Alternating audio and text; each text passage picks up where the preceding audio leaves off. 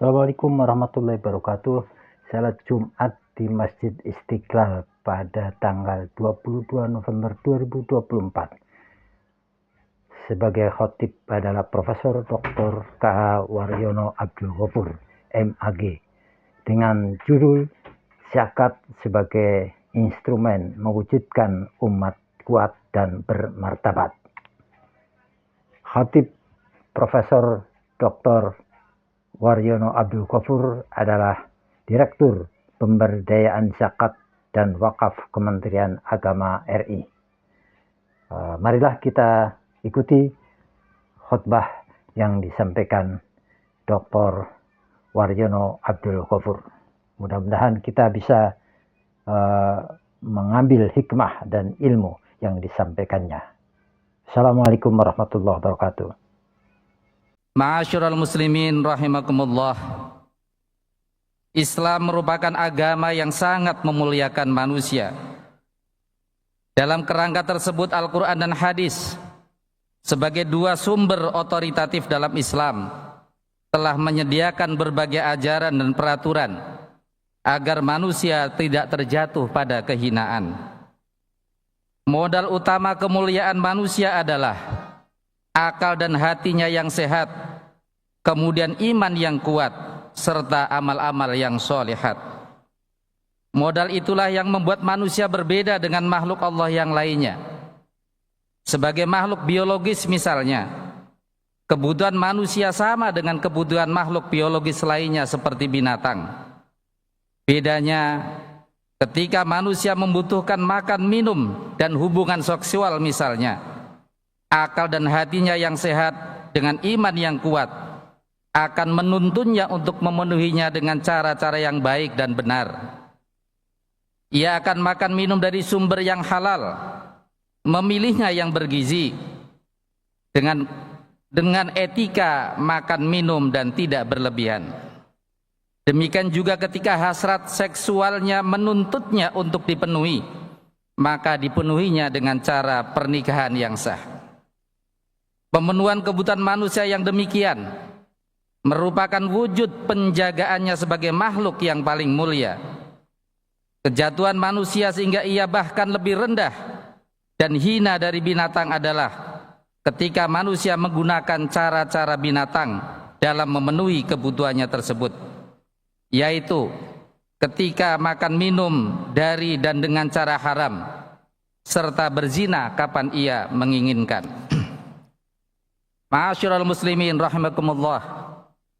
Manusia tidak mungkin memenuhi kebutuhannya secara sendirian, apalagi bagi mereka yang berkekurangan. Ia mesti bekerja sama dan pasti membutuhkan lainnya, sesama manusia dan juga dengan alam. Kerjasama antar dan sesama manusia landasannya adalah alal birri wat taqwa. Sementara kerjasama dengan alam landasannya adalah menjaga dan tidak merusaknya. Landasan itulah yang membuat manusia terus eksis dan beregenerasi dengan baik, mengarungi berbagai perubahan, baik perubahan sosial maupun perubahan alam. Bahkan dalam perjalanannya, manusia semakin maju dan mampu mengukir sejarah serta melahirkan peradaban. Hanya manusia makhluk Allah yang mampu mengukir prestasi dan berkebudayaan. Secara sosial ekonomi manusia terbagi dua.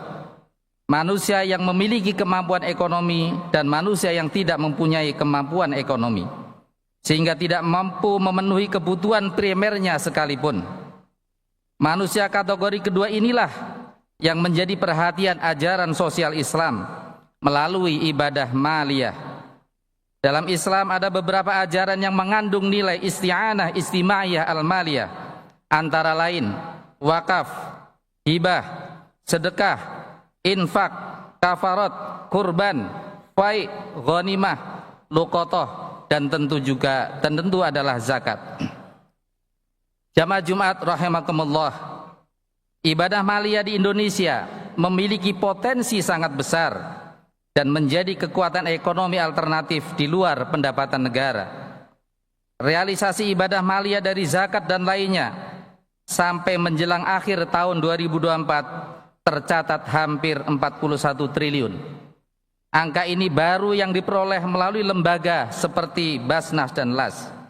Boleh jadi yang tidak tercatat justru lebih besar karena praktek kedermawanan masyarakat Indonesia yang tinggi. Uang sebesar itu telah memberikan kontribusi pada penyelesaian beberapa masalah sosial seperti kemiskinan, kesehatan, pendidikan, dan lain-lain. Melalui instrumen zakat dan ibadah maliyah lainnya, banyak orang miskin terbantu kebutuhan ekonominya, pendidikan, dan kesehatannya, sehingga membuatnya lebih sehat dan kuat. Kontribusi ibadah maliyah seperti zakat ini tidak hanya tampak di hari ini saja ketika zakat dikelola oleh lembaga seperti Basnas dan LAS. Pada periode paling dini dalam sejarah Islam, seperti dalam pemerintahan Khulafaur Rasyidin, pengelolaan zakat sukses dilakukan dan dapat berdiri tegak sebagai instrumen sosial utama dalam pemerataan kesejahteraan dan pemberdayaan umat. Pada masa pemerintah Umar bin Abdul Aziz, zakat telah dikelola dengan cara profesional dan sesuai dengan undang-undang yang telah ditetapkan berdasarkan ajaran Islam. Lembaga zakat pada masa itu telah mampu mengelola zakat untuk pemberdayaan umat, pemantik kemandirian ekonomi, dan penopang kemampuan usaha produktif, sehingga pada masa itu tidak dijumpai masyarakat hidup di bawah garis kemiskinan. Masyarakat secara merata dapat merasakan kemakmuran, keadilan, dan kesejahteraan. Ma'asyiral muslimin rahimakumullah, dari sekelumit cuplikan sejarah tersebut dapat ditegaskan bahwa zakat dan ibadah maliyah mampu berperan signifikan dalam pemberdayaan umat. Karena itu, melalui mimbar yang mulia ini, khatib mengajak semua jamaah untuk meningkat tunaikan kualitas dan kuantitas ibadah maliyah seperti zakat secara terorganisir dan melalui lembaga negara dan yang mendapat izin dari negara. Penunaian zakat dan ibadah maliyah lainnya merupakan bukti nyata konsistensi dan linearitas iman seseorang, yakni iman yang tersembunyi dalam hati, kemudian dideklarasikan dengan lisan dan dibuktikan dengan perbuatan kedermawanan. Itulah mengapa ibadah maliyah secara general disebut dengan sedekah, yang satu akar kata dengan as-sidq yang berarti benar, antonim dari al-kidb yang berarti bohong atau berdusta. Orang yang tidak menjalankan ibadah maliyah karenanya disebut sebagai pendusta agama.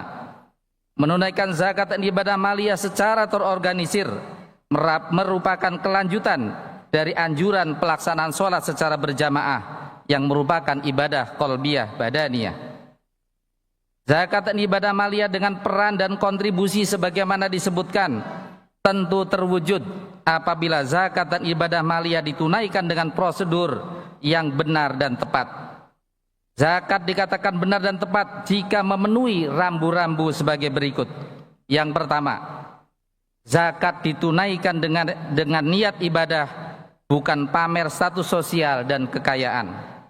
Kedua, zakat dikeluarkan sebagai kesadaran untuk tazkiyatun nafas dan tazkiyatul mal, yakni sarana untuk pembersihan dan penyucian jiwa dari segala sifat kikir, pelit, dan bakhil, juga sarana pembersihan dan penyucian harta dari segala syubhat dan keharaman. Orang-orang yang dermawan seperti yang dilakukan Muzaki sadar bahwa harta yang ia peroleh meski dengan usaha halal, namun tidak menutup kemungkinan ada unsur-unsur syubhat, sehingga tetap harus dibersihkan. Ia juga sadar bahwa harta yang diperoleh, apalagi dengan keringat bercucuran, dapat menggodanya untuk sulit memberi meski hanya sebagian. Ketiga, zakat adalah maslahah. Artinya, zakat harus dikelola dengan tepat, sehingga berdampak pada kemaslahatan yang banyak bagi umat.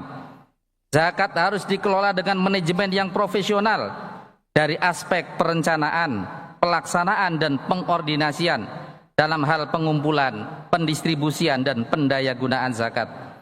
Jamaah Jumat rahimakumullah, dengan 3 tuntunan di atas, zakat akan melahirkan ukhuwah yang qawiyah. Zakat akan menumbuhkan ukhuwah yang kokoh di antara sesama umat Islam, ukhuwah Islamiyah, dan sesama umat manusia ukhuwah insaniyah. Dengan zakat umat yang berkemampuan membantu orang lain yang lemah, sehingga yang lemah bukan sekedar akan dapat hidup dengan layak, namun boleh jadi akan tumbuh menjadi umat yang kuat. Hal ini karena melalui ibadah maliyah seperti zakat, di samping kebutuhan dasarnya terpenuhi, juga dapat didorong untuk lebih berdaya, sehingga membuatnya kuat secara rohani, psikologis, intelektual, fisik, dan ekonomi. Umat yang kuat inilah yang lebih baik dan lebih dicintai oleh Allah Subhanahu wa Ta'ala daripada umat yang lemah.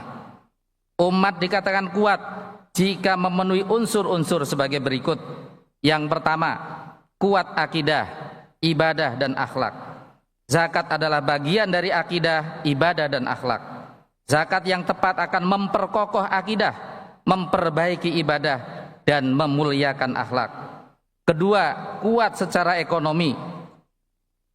Akan membuat ketahanan ekonomi dan kemandirian masyarakat. Kebodohan, keterlebakan, dan kemiskinan akan teratasi. Di sisi lain, kemakmuran, keadilan, dan kesejahteraan akan terwujud. Ketiga, kuat manajemen. Zakat yang terorganisir akan melatih kemampuan manajemen pihak-pihak yang terlibat dalam pengelolaan zakat, termasuk memperkuat manajemen para individu muslim dalam mengatur harta. Keempat, kuat jiwa dan fisik. Zakat yang ditunaikan akan melatih jiwa untuk tunduk dan tawadhu di hadapan Allah dan sesama manusia. Rasa kasih sayang akan terwujud, kesombongan akan terhapus, dan fisik menjadi kuat. Karena fisik yang kuat adalah cerminan dari jiwa yang kuat. Dan yang kelima adalah kuat secara politik. Pada akhirnya, ketika 4 unsur di atas terwujud, maka umat akan tampil kuat secara politik. Umat yang kuat secara politik akan menjadi umat yang mandiri, stabil, dan tenang, sehingga tumbuh iklim sosial yang rahmah dan ramah, baik secara internal maupun eksternal.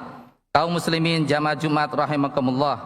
Oleh karena itulah, jika kesadaran ibadah maliyah seperti zakat sudah tumbuh dari setiap jiwa kita, maka banyak persoalan yang dapat kita tanggulangi, baik persoalan kemiskinan, kebodohan, kesehatan, maupun kesenjangan sosial lainnya.